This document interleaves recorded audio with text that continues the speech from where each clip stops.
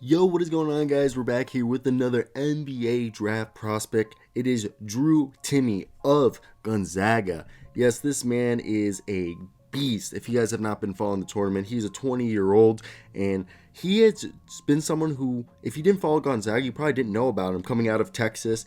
And he played a role last year off the bench for them, but this year he's really stepped up and become a key contributor for this squad. So before we start today's video, I want to hear down below, what do you guys think of Drew Timme? He's a 6'10", 235-pound big man who's a sophomore, who's 20 years old, turning 21 on September 9th. And right now, currently, he's ranked as the 80th best prospect in this year's draft. He seems like he's going to be a second-round pick.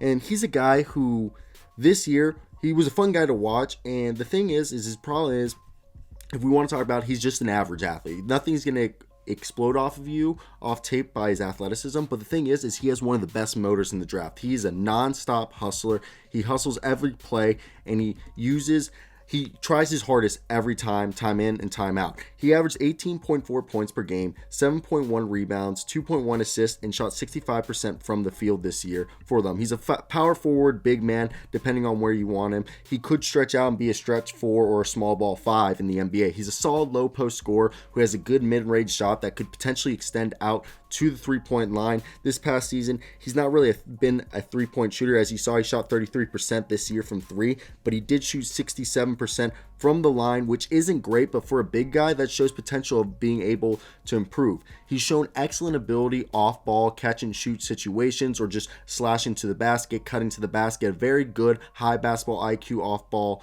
player. He's a good scorer off the dribble, and he's a decent playmaker. Like for a power forward, small ball 5, he's dishing out 2 assists in college. Obviously in the NBA, you want that to be between 3 and 5. He's a good screen setter for the team, and obviously he needs to work on the free throw shooting, but the free throw shooting shows that he could step out to the three-point line. He's not the best ball handler. As times you saw in the tournament, he did get the ball picked out of his hand. He does seem to be turnover prone sometimes.